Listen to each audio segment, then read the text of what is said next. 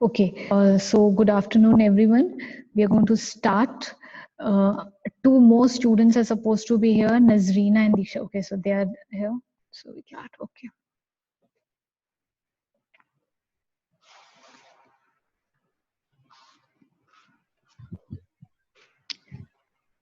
Okay, good afternoon, everyone. I would be teaching you investment analysis and portfolio management. As you can see, it's visible on your screen on the slide.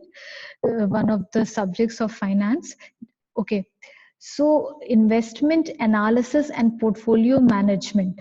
These are two different parts and they are incorporated into one subject. Before going into the depth, you people can go to the Google Classroom. The code is shared with you on the WhatsApp group, and you can find there that I have attached a PDF in which you can see your course or subject entire what we are going to study in that. So if you see the subject, you will see the first unit itself is starting with the capital market. They haven't discussed anything about investment analysis. लेकिन हम सीधे capital market से start नहीं करेंगे, हम investment के बारे में थोड़ा बहुत पढ़ेंगे कि व्हाट इज इन्वेस्टमेंट, ठीक है, what are the objectives of investment, ठीक है. आप ये देख सकते हो ऑन योर कंप्यूटर और इन सी पास्ट ईयर में जो क्वेश्चंस रेज किए गए हैं बहुत बार. सबसे पहला what is investment and differentiate it from speculation. Second is what are the objectives of investment? Differentiate between investors and speculators. Is there any difference between investment और speculation? तो ये आपको 14-15 में जो क्वेश्चन दिख रहा है, it is same in 16-17. And फिर नीचे आ जाइए, लिखा है discuss the types of investors, and last में मैंने लिख दिया है 7 मार्क्स में ये पूछा गया था, clearly discuss the investment process. तो ये टॉपिक्स आपके कहीं भी सिलेबस में दिए नहीं हुए हैं, but still they have asked these questions. So today I'm going to cover all these questions and we'll understand with the basics of what the investment is all about. Now, if we are talking about investment, तो investment से हम समझते क्या हैं? सबसे अगर हम simple language में आपसे कि इन्वेस्टमेंट क्या होता है, तो जब हम कहते हैं कि हमने अपनी सेविंग्स को कलेक्ट किया, I have collected my savings and then I have put in that savings in some sort of capital market और I have chase some property, तो हम कहते हैं हमने इन्वेस्ट कर दिया. ठीक है. बेसिकली अगर हम लेमैन लैंग्वेज में इसका मीनिंग पढ़े तो it is just the employment of funds on assets with the aim of earning income or capital appreciation. Investment अगर हम, जैसे मैंने आपको बताया, चलिए मैं आपको एग्जांपल भी देती हूँ. Suppose I am earning 75,000 in a month, ठीक है. उसमें से मैंने 75,000 में से मैंने 10,000 क्या किए, सेव कर लिए. अब जब मैं 10,000 सेव कर रही हूँ तो मेरे पास दो ऑप्शंस हैं. दो ऑप्शंस में क्या है, अगर I can go and shop with this 10,000 rupees. मैं गई मार्केट में, मैंने 2 ड्रेस खरीद ली या अपने लिए 10,000 फोन खरीद लिया.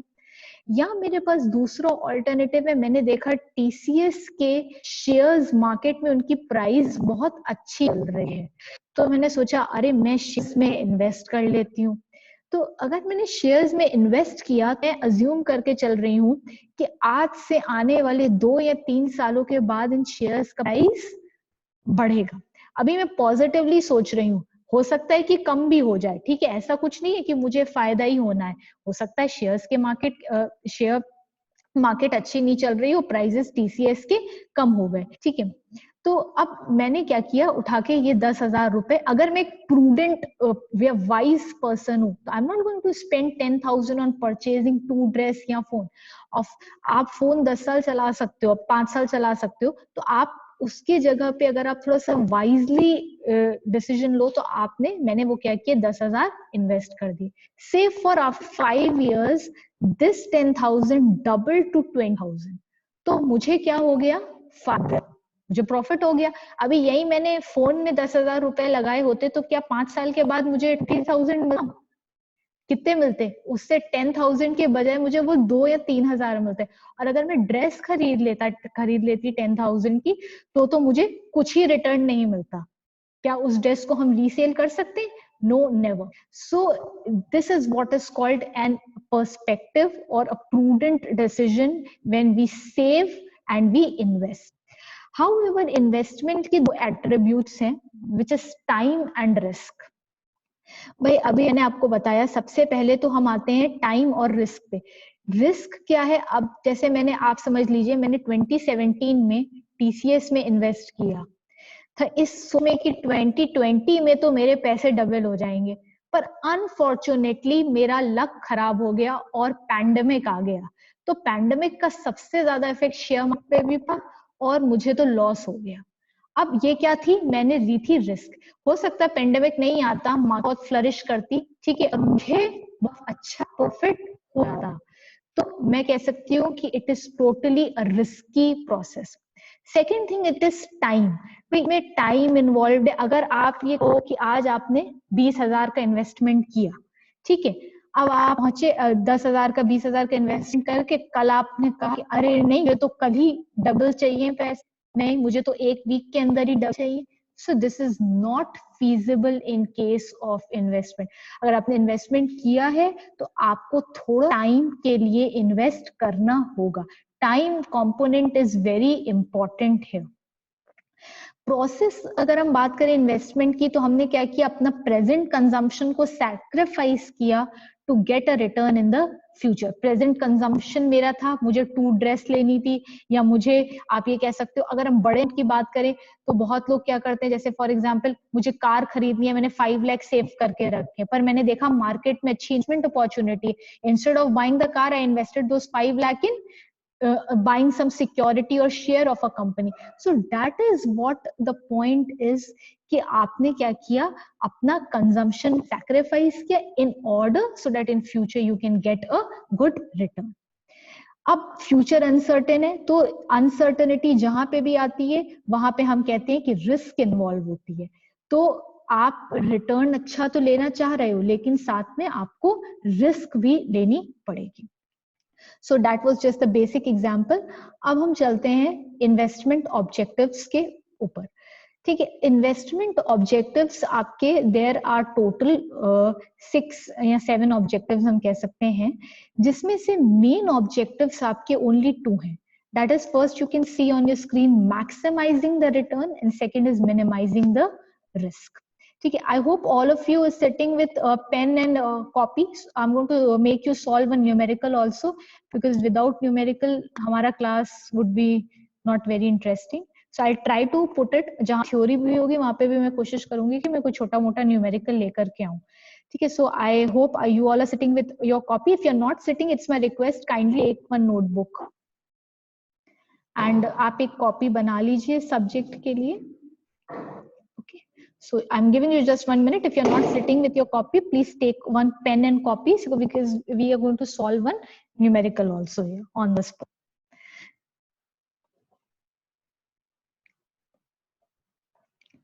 Okay, meanwhile I'm taking your attendance. Ahana, Diksha, Kajal, Nazreena, Soumya and Suruchi. So all are present. Okay, so let's start. सबसे पहला हमारा क्या है? Maximising the return. आप ये देख सकते होंगे आपकी स्क्रीन पे, मैक्सिमाइजिंग द रिटर्न. सबसे पहले फॉर्मूला लिखा है, don't go on the formula, मैं आपको थोड़ी बहुत इसकी थ्योरी बता रही हूँ, वो आप बस सिर्फ सुनिए. अब भाई हमने इन्वेस्टमेंट कर दी, ठीक है, मैंने इस ऑब्जेक्टिव के संग, मैंने क्या, आप में से कोई भी इन्वेस्ट करेगा, ठीक है, if Suruchi also wants to invest, आपका क्या ऑब्जेक्टिव रहेगा? मुझे ज्यादा से ज्यादा रिटर्न है. ठीक, रिटर्न में सिर्फ प्रिंसिपल अमाउंट नहीं, प्रिंसिपल अमाउंट क्या होता है? जितना आपने हार्ड इन्वेस्ट किया था, like 10,000 I invested, that is the principal amount. However I want the capital appreciation in this, in the form of dividend. Dividend आपका क्या है? कैपिटल एप्रिसिएशन हमें उससे भी ज्यादा चाहिए. हम सिर्फ मेरा प्रिंसिपल अमाउंट मुझे वापस मिले, ये किसी भी इन्वेस्टर को नहीं जाएगा. ये नो इन्वेस्टर वांट्स कि only the principal amount is return. The rate of return could be defined as the total income जो एक इन्वेस्टर रिसीव कर रहा है during the holding period. Holding period could be 3 years, 5 years के लिए आपने invest किया है, तो उसमें आपको टोटल इनकम कितनी मिल रही है. सो टोटल इनकम के लिए ये फॉर्मूला आप देख सकते हैं, आपका स्क्रीन पे लिखा है. एंड पीरियड वैल्यू जो भी आपका होल्डिंग पीरियड था 5 इयर्स के बाद आप समझ लो आप क्या कहते हैं आपकी इन्वेस्टमेंट खत्म हो रही है तो उसकी एंड वैल्यू कितनी थी आपकी. फॉर एग्जाम्पल मैंने शेयर खरीदा 100 रुपए का, तो अब मैंने खरीदा 100 रुपए का. I am telling you in the beginning the price when I purchased was 100 rupees. However after the end of 5th year उसका प्राइस बढ़ के हो गया 400. So you can see the difference. तो 400 was the end period value minus the beginning period value 100 plus मैंने preference shares में invest किया था. ठीक है, तो मुझे डिविडेंड भी मिल गया, तो डिविडेंड भी मैंने ऐड किया. Whole divided by beginning period value into 100. तो ये मुझे इससे क्या पता चल जाएगा कि मेरा रेट ऑफ रिटर्न कितना है. अब आपके स्क्रीन पे एक मैंने एग्जाम्पल लिखा है, you can see. So I want each and every one of you to calculate it individually in your copy. ठीक है, आपके पास स्क्रीन पे एग्जाम्पल है एंड फॉर्मूला है. ठीक है, आप कुछ नहीं करना है, सिंपल डिजिट्स को फॉर्मूले में अप्लाई करना है and each and every one will put there video camera on and answer me. Each and every student जैसे आपका हो जाए वीडियो कैमरा ऑन करिए and you are supposed to answer me. So by one you can do it.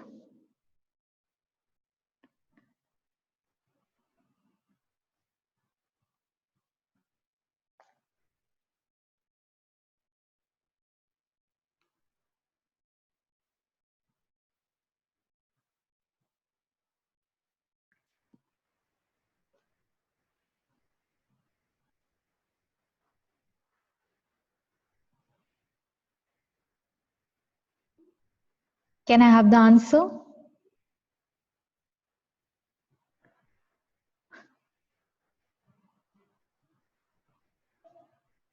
Who's going to tell first? Ahana, have you done it? Ma'am, doing. Are you all able to do it? This is very simple thing. Ma'am, the answer is coming 30. 30. ये answer सही है? Is this answer correct? Ma'am, my answer is coming 10. Your answer is coming 10. Okay. Are you people? नहीं, दोनों ने एक mistake की है. I'm not talking about the answer here. बेटा रिटर्न के फॉर्मूले में into 100 लिखा है, तो 30 आए या 10 आए, आगे percentage mandatory. If you're not putting the percentage sign, you're losing the entire marks. ठीक है, अब हम आते हैं जरा आपने गलती कहाँ की है. किसी का भाई 10 आ रहा है, किसी का 30 आ रहा है, तो आंसर तो दो आएंगे नहीं, एक ही आएगा. सबसे पहले फॉर्मूला पे मैंने इसको छोटा करके क्या कर दिया, capital appreciation and dividend whole divided by purchase price into 100 कर दिया. ठीक है, वही सेम फॉर्मूला है. अब आप इसको ध्यान से देखिए, कैपिटल एप्रिसिएशन क्या हुई, एंड पीरियड वैल्यू मेरी कितनी थी, 2012 में मैंने बेचा तो वो 60 हो गई value. You can see on the screen it is 60. ठीक है, आप ये देख सकते हैं स्क्रीन पे मैंने 60 को सर्कल कर लिया है. अब आप ये देखिए, यहीं पे ही आप 2011 में जब मैंने खरीदी थी वही चीज तो कितने की हमें मिल रही थी, 50 की. तो कैपिटल एप्रिसिएशन हुआ नहीं. शेयर्स आपके क्या हैं, आप कहाँ लिखते हो बैलेंस शीट में shares, share holders equity that is coming under the capital. ठीक है, तो ये आपका इसमें हमारा क्या हो गया, 60 minus 50. So I have scored here 10 मेरा हो गया capital appreciation. However, I am getting a dividend yield of ₹5. Percentage में नहीं है. ठीक है, 5 रुपीज का मुझे डिविडेंड यील्ड मिल रहा है. So 10 plus 5 whole divided by purchase कितने का किया मैंने, 50 पे. ठीक है, तो अब आप मुझे ये बताइए कि इसका आंसर कितना हो गया. 10 plus 5 is 15 divided by 50 into 100. So you are going to get 30%. ठीक है, 10%. Nazrina, your answer was wrong. I hope you have done some calculation mistake or you are having some problem with the formula. Make it very clear. Baki Diksha, Soumya and Ahana, Kajal. What about you all? What your answer is coming? My answer is coming 30. फिर 30 बोल रहे हो बेटा, it is 30%. Put the percentage. Return हमेशा percentage में आता है बच्चे. Put percentage sign there. Yes, ma'am. Okay, so I hope the question is clear. Ahana, did you got the answer? Yes, ma'am. 30%. Yes, ma'am. 30%. Okay, everyone has got how many? Yes, ma'am. Okay, Nazrina, where you did the mistake, you got the point. Yes, ma'am. Okay, so this was basic thing. अब मैंने इस फॉर्मूले में थोड़ा सा change कर दिया. मैंने बिगिनिंग पीरियड वैल्यू को लिख दिया परचेज प्राइस, ठीक है, और and period value and beginning period value को माइनस करके मैंने इसको लिख दिया कैपिटल एप्रिसिएशन. ठीक है, तो आप ये भी फॉर्मूला यूज कर सकते हैं और you can use this formula up to your convenience if it is asked in exam. तो अब मैंने इस फॉर्मूले से क्या समझा कि मुझे रिटर्न अगर निकालना हो, रिटर्न अगर कोई भी लेमैन कंप्यूट करता है तो वो देखो सिर्फ अपने बेसिक परचेस में किया था या बेसिक जो इनिशियल इन्वेस्टमेंट की थी वो उस तक सीमित नहीं है. उसको क्या चाहिए कि उसमें भी एडिशन हो, कैपिटल एप्रिशिएट करे उसकी, ठीक है, फिर उसको उस पे भी क्या चाहिए, डिविडेंड. हाउएवर अगर आप सोच रहे हो कि मैम प्रेफरेंस शेयर नहीं हो, इक्विटी शेयर हो, मैंने आपको जब cost of equity capital I थी मैंने आपको एक चीज बताई, इक्विटी शेयर होल्डर भी इसी मंशा से इन्वेस्ट करते हैं विद दिस एम कि हमें भी क्या मिलेगा, डिविडेंड. वो कभी ये नहीं सोच के इन्वेस्ट करता है कि उसको डिविडेंड नहीं मिलेगा. और कंपनी का क्या ऑब्जेक्टिव होता है कि वो कॉस्ट को मिनिमाइज करे and market price of the share maximise करे in order to give the shareholders, the equity shareholders, a good sum of return in the form of the cost of equity capital. इसमें आपने देखा आराम share. अब भाई देखो, capital appreciation के संग डिविडेंड तभी मिलेगा जब आपने इन्वेस्टमेंट किसमें की हो, स्टॉक में. अगर इन्वेस्ट कर रहे हो रियल एस्टेट में तो रियल एस्टेट में कोई डिविडेंड मिलता है क्या? रियल एस्टेट में आपको कोई डिविडेंड नहीं मिलेगा. हाँ, कैपिटल एप्रिसिएशन होने के चांसेस अगर प्रॉपर्टी की वैल्यू बढ़ गई. तो ये तो हमारे बेसिक नॉर्मल लेमन लैंग्वेज में मैंने आपको ये बताया कि हर शेयर होल्डर इस एक्सपेक्टेशन के संग इन्वेस्ट करता है so that he can maximise the return from the investment. Next आपका है मिनिमाइजिंग द रिस्क. अब मैंने इन्वेस्टमेंट तो कर ली और शेयर मार्केट तो सबसे ज्यादा आप ये कह सकते हो कि वेरिएबिलिटी पे चलती है. आज शेयर मार्केट अच्छी जा रही है, कल शेयर मार्केट खराब हो गई. इसमें बहुत इंटरेस्टिंग वर्ड्स है जो हम पढ़ेंगे, बुल कॉन्सेप्ट, बियर कॉन्सेप्ट, ठीक है, जैसे उसको कहते हैं ना बाजार में दी आ गई, मंदी आ गई. तो ये सारी चीजें हम later on, this are very interesting topics, तो ये हम लेटर ऑन विल स्टडी. अब हम इधर देखते हैं मिनिमाइजिंग द रिस्क क्या है. भाई अब मैंने पैसे तो इन्वेस्ट कर लिए, ठीक है, लेकिन अब इन्वेस्ट करने के बाद मुझे एक चीज दिमाग में आई कि अरे इन्वेस्ट तो मैंने कर लिया लेकिन रिस्क फैक्टर, रिस्क आपका रिटर्न के साथ आएगा. ये मैं आपको पहले एक टैगलाइन मैंने बताई थी, higher the risk higher the return, lower the risk lower the return. आप अगर रिस्क एवर्स पर्सन हो तो आप ये सोच के चलो कि आपको रिटर्न ज्यादा नहीं मिलने वाला है क्योंकि आप मार्केट में चैलेंज नहीं ले रहे हो. इन्वेस्टमेंट रिस्क बहुत इंपॉर्टेंट है आपके लिए और ये investment risk and maximising the return are inter related objective. If you want to maximise the return you have to take a good amount of risk. तो ये डिपेंड करता है कि आप कैसे इन्वेस्ट कर रहे हो. फिर हम आते हैं, ये तो हमारे बेसिक ऑब्जेक्टिव्स हो गए जो हमारे मेन ऑब्जेक्टिव हैं.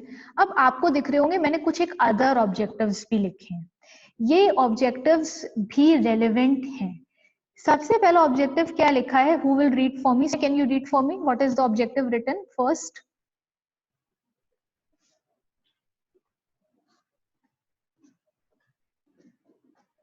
Am I audible to you, Soumya? Kajal, Yes, ma'am. can you read? Okay, Soumya, can you read for me? And from today itself, from next class, अभी हमारी बैक टू बैक 2 क्लासेस हैं, तो जब ये meeting खत्म होगी आप फिर दोबारा इसी लिंक पे क्लिक करके you will come back again. Okay, so make sure you can, when you're speaking, you're having a conversation with me, your video mode is also on because this class is being recorded. So it would be more helpful for you in the end if there's any issue regarding attendance.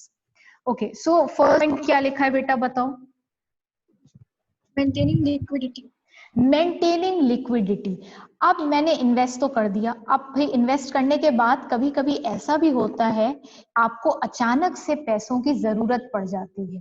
भाई मैं तो इसी सोच में मैंने invest किया कि मुझे 2-3 साल पैसों की कोई जरूरत नहीं पड़ेगी, तो मैंने अपनी सेविंग देखी, मेरे पास बहुत सारी सेविंग है अप्रोक्सीमेटली 1 लाख की, और मैं चली गई, मैंने तो शेयर मार्केट में कर दिया इन्वेस्ट। अब मैं बैठ गई आराम से, मैंने कहा अरे 2 साल के बाद मैं इस पैसे को जब डबल हो जाएगा तब मैं इसे यूज करूंगी। within 6 months there was some medical emergency, और मेरे पास कोई मेडिकल इंश्योरेंस प्लान नहीं था। तो आप मुझे ये बताइए कि क्या मुझे फायदा होगा अब या मुझे लॉस हो गया मेरी इन्वेस्टमेंट? कौन बताएगा ये? आप खुद सोचो, आपने इन्वेस्टमेंट की, आपकी सेविंग्स थी वो, ठीक है, अनफॉर्चुनेटली within 6 months आपको पैसों की जरूरत हो गई, आपके पास कोई मेडिकल इंश्योरेंस नहीं है, तो आप कहाँ जाओगे? आपकी सेविंग्स को रिडीम करोगे आप? सबसे पहले आप कहाँ जाएंगे? आप कहेंगे कि जो पैसे मैंने सेव किए थे, अभी चाहे मेरा फायदा हो नुकसान हो ये तो बात की बात है, मुझे वो पैसे रिडीम, मुझे वापस चाहिए मेरे पैसे, ठीक है। तो क्या गया, ये मेरी लिक्विडिटी में आ गया। Maintaining liquidity is the very important point है, बिकॉज आपकी इन्वेस्टमेंट ऑप्शन ऐसी होनी चाहिए कि अगर आपको with in short span of time आपको उसे कैश में या लिक्विड एसेट में कन्वर्ट करना पड़े तो आप इजिली कर सकते हो, ठीक है। अगर देखो जैसे मैंने शेयर्स में इन्वेस्ट किया होता, स्टॉक में इन्वेस्ट किया होता, तो मुझे फायदा नहीं होगा, मुझे 6 महीने के अंदर पैसे चाहिए, हो सकता है मार्केट रेट अच्छा चल रहा हो, लेकिन मैंने तो अपने शेयर सोल्ड आउट कर लिए, पैसे ले लिए, तो मुझे नुकसान हो, because I was in immediate need of it. For example हम बात करते हैं, इस टाइप कोई खर्चा आ रहा है कि हमें हाउस परचेज करना है या हम चिल्ड्रन एजुकेशन प्लान करनी है, ठीक है, तो हम के लिए इंश्योरेंस भी ले सकते हैं, ठीक है, या लोन ले सकते हैं, ठीक है, हाउसिंग लोन्स अवेलेबल हैं, तो हम ये सारे एक्सपेंसेस के लिए तो हम सोच सकते हैं। उसके लिए मैं हो सकता अपनी सेविंग्स जो मैंने शेयर्स में इन्वेस्ट किए मैं उसे नहीं रेडी करती। हाउएवर कोई मेडिकल एक्सपेंस या कोई ऐसी जरूरत हो जाती है हमें, तब हमें क्या करना है, प्री मेच्योर अपनी इन्वेस्टमेंट को रिड्यूस करना पड़ेगा कि हमारे कोई दूसरा ऑप्शन नहीं है। तो लिक्विडिटी भी डिपेंड करती है आप किस टाइप का इन्वेस्टमेंट ले रहे हो, and liquidity depends upon two things, that is marketing and trading facility. If a portion of investment could be converted into cash, आप इस लाइन को बहुत ध्यान से सुनिएगा, अगर मेरा एक छोटा हिस्सा इन्वेस्टमेंट का मैं उस कैश में कन्वर्ट कर सकती हूँ without loss of time and without loss of return in that, तो हम ये कह सकते हैं कि हमारी इन्वेस्टमेंट बहुत अच्छी थी। लेकिन अगर आप स्टॉक में सिर्फ शेयर मार्केट में इन्वेस्ट कर रहे हो तो आप ये सोच के चलो कि आपको बहुत हार्डली हो सकता है कि फायदा हो, अदरवाइज लोगों को नुकसान हो जाता है।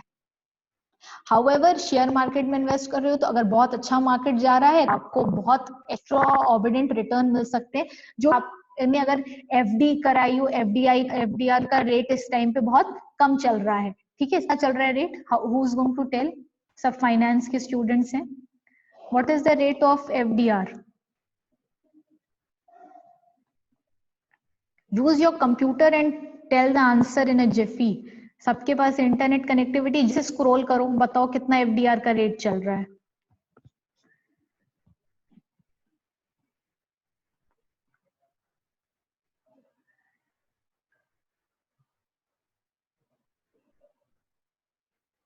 मैम हर बैंक का अलग दिखा रहा है। कोई भी रेट बताओ रैंडम। मैम एसबीआई का दिखा रहा है 2.90। बताइए एसबीआई का 2.90 फिक्स डिपॉजिट रेट किसी टाइम पे पिछले 7% 6% के आसपास था।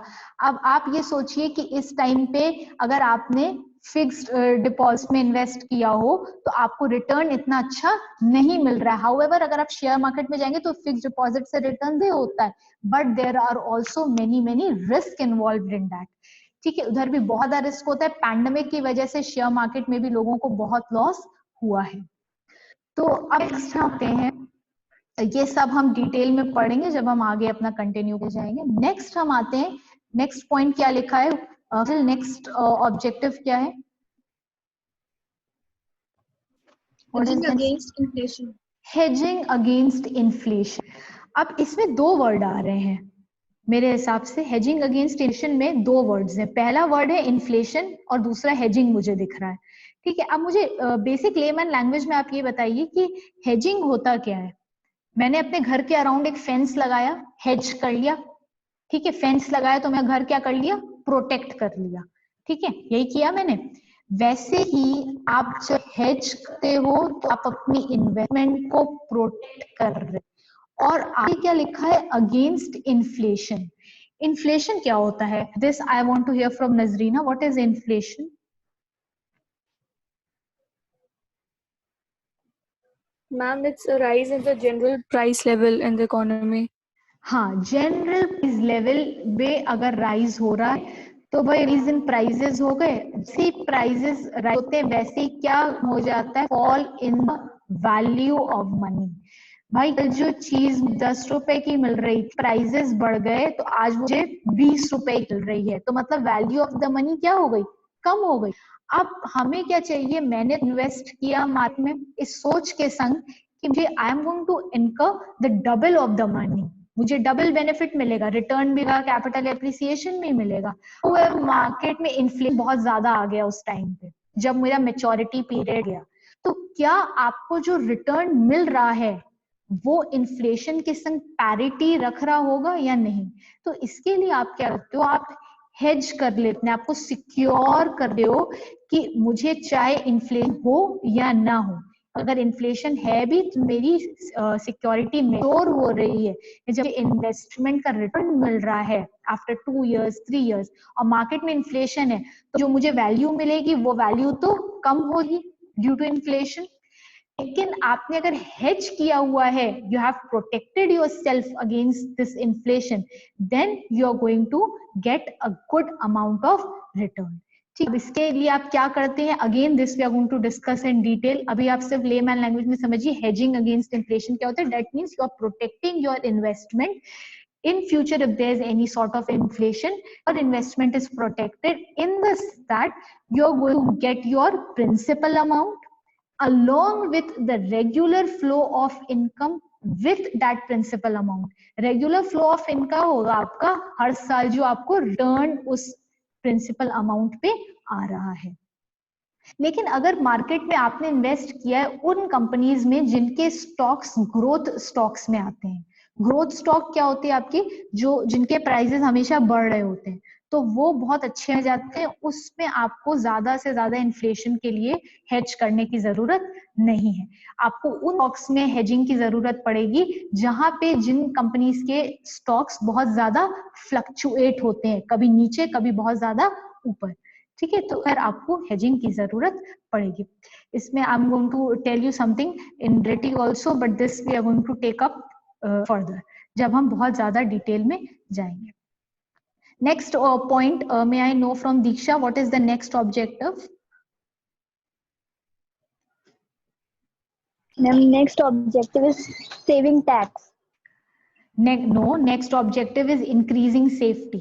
ठीक है, अब हमें भाई मैंने Yes, सब देख लिया, मेंटेन कर ली लिक्विडिटी, ये भी देख लिया कि मैं अगर मुझे इमरजेंसी की जरूरत हुई, मुझे फंड्स की जरूरत हुई तो मेरा इन्वेस्टमेंट लिक्विड होना चाहिए कि मैं कैश में कन्वर्ट कर सकती हूँ. फिर मैंने देखा कि अगर मार्केट में 5 साल के बाद इन्फ्लेशन आ गया तो मैंने अपनी सिक्योरिटी को प्रोटेक्ट भी कर लिया. ठीक है, आपने प्रोटेक्ट कर लिया अपनी सिक्योरिटी को. ठीक है, कुछ भी आपने करके. उसके बाद हम आते हैं सेफ्टी.